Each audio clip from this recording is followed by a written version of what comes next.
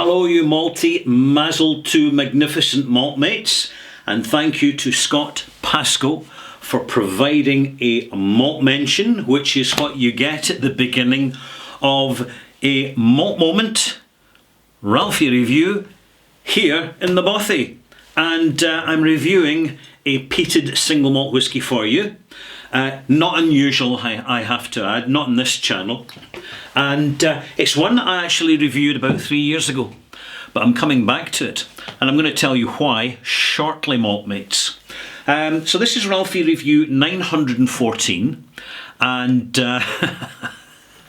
just for the record, and this is 10-year-old Port Charlotte from Bruichladdich Distillery. I shall hold the bottle closely so that you can get a good clear view of it, or as we say in Scotland, a swatch at the bottle.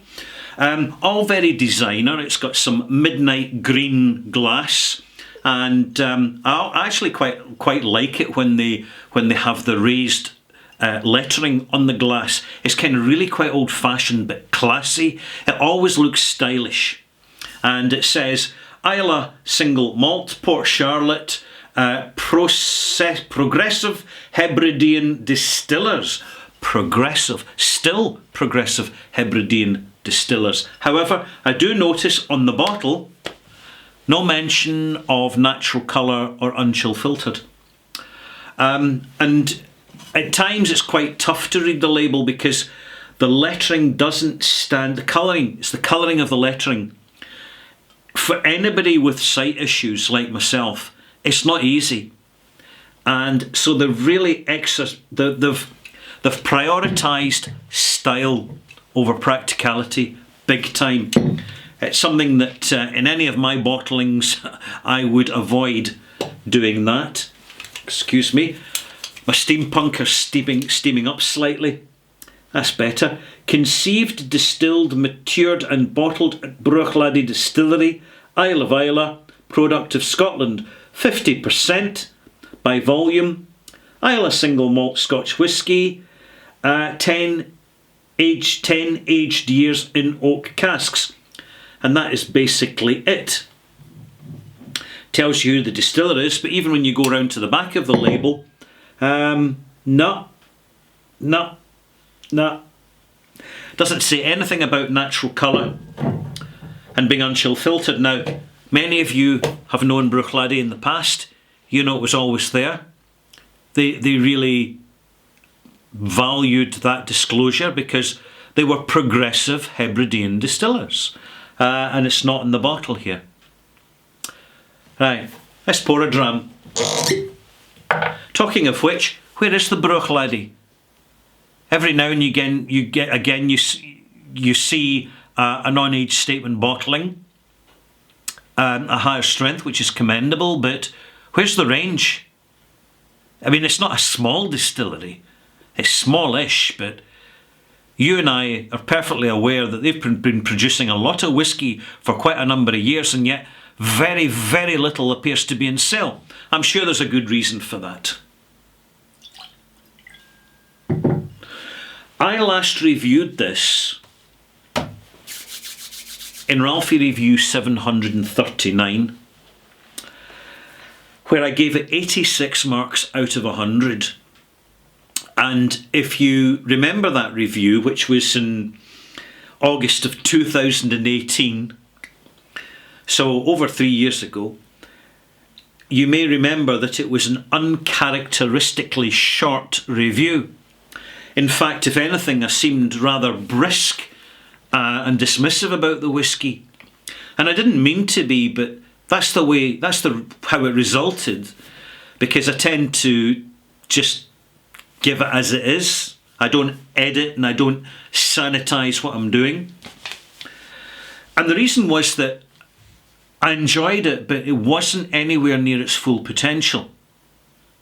And I know what Port Charlotte's capable of. You see this time and again and again and again and again and again with all these private casks that have surfaced.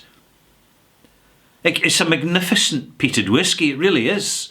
It is a fantastic embodiment of Bruichladdich, considering that Bruichladdich have the tallest stills in Islay, and they're not necessarily the best stills to produce a heavily peated whisky because of all the reflux. And I would say, in my opinion, it's a testament to the distilling skills of the staff at Bruichladdich Distillery who made it. But I'm 3 years on and I've come back to it out of curiosity. I like the bottle, by the way. I like the raised letters in the back. I like that, classy. And as soon as I nose it, I'm getting something wonderful. As soon as I nosed that, I took the cork off. I didn't have to wait. I didn't have to let it breathe. I didn't have to let it lie around oxidizing to get rid of the bottle shock. It immediately poured as a fantastic top-ranking single malt. Definitely an improvement on the last time I bought a bottle. When you taste it. Now, before I get to that, the when you taste it bit, I think that's natural colour. But this is Bruichladdich Hebridean Progressive Hebridean Distillers. That should be in the label. That's basic stuff nowadays. So I think this is an issue for the owners of the distillery who are back. Oh. Mobile phone, ignore it. I'm ignoring it. I won't even edit it out. The show goes on. It's a moment. And again, they can wait. They have to wait. I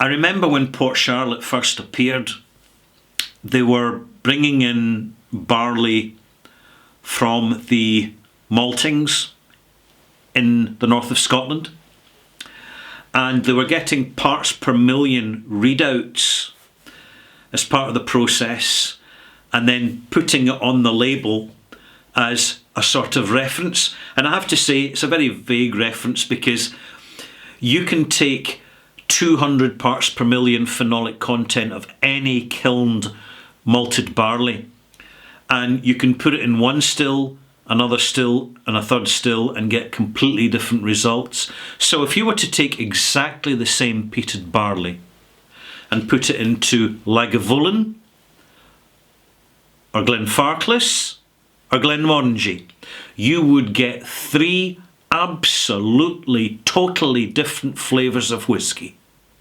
from exactly the same barley, malted barley, from the same source, using the same yeast, with the same fermentation time. You would get 3 very different results. The Lagavulin stills, big fatties, great big fat necks, less reflux. So you'd get all the smoke coming over the heavy phenolics. At Glenfarclas, because they're direct fired stills, you see, all the stills are direct fired, you would get more toastiness, you would get more bonfire notes from that peated grain. And at Glenmorangie, with the tallest still necks in Scotland, you would get something far more refined, something far more delicate, something far more nuanced in terms of peatiness. And it goes without saying that when were you last, if you ever encountered it, impressed with a peated Glenmorangie? Doesn't really stand out, does it? But let's get on to this single malt here, because as you know, it's getting further and further between with single malt reviews that I'm scoring 90 these days. Unfortunately, it's a sign of the times, and it's up to me to continue to give it as I find it. Simple as. I don't want to just kind of all smiling, oh, it's wonderful, this is the best, it's, oh, look at the culture, look at the heritage, oh, look at the cascading streams coming down the mountainside. You've heard all that elsewhere. You shouldn't be getting that foisted on you here in the Bothy. It's not my mission. Nose. Oily smoke. Fresh fruit, slightly gingery, vanilla, sultana, butterscotch. a little bit of very mild, almost mintiness, and a little bit of absinthe. Very delicate in the background. Herbaceous, absolutely.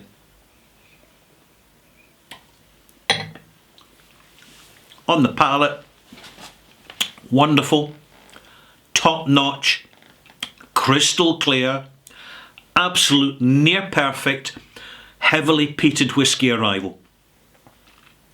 This absolutely gives Ardbeg 10-year-old a run for its money. Seriously does. I only hope that Bruichladdich are going to maintain the quality batch to batch. And I know they're listening. Hello, Bruichladdich. Another wee taste before I add some water. 50%, the alcoholic strength delivers the intensity of the peat. Oh, I'm fine. If you like your peated whiskies neat, you'll enjoy this neat.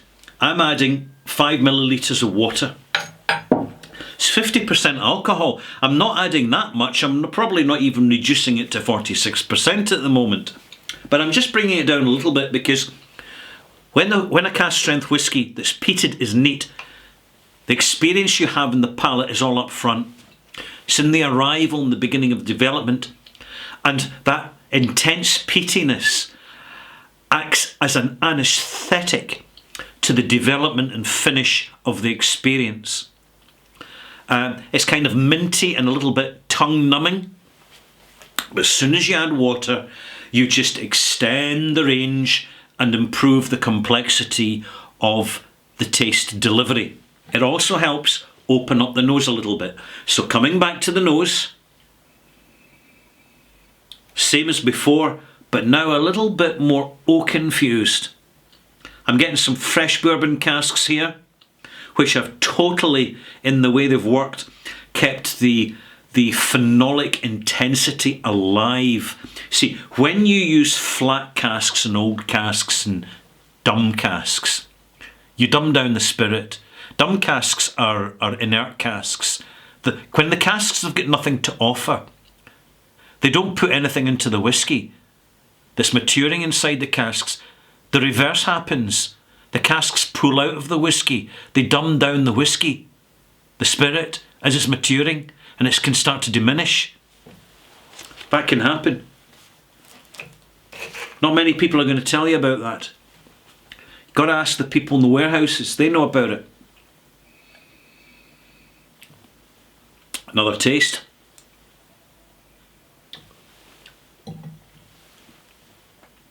Warmer, sweeter, but not too sweet. Toffee-ish.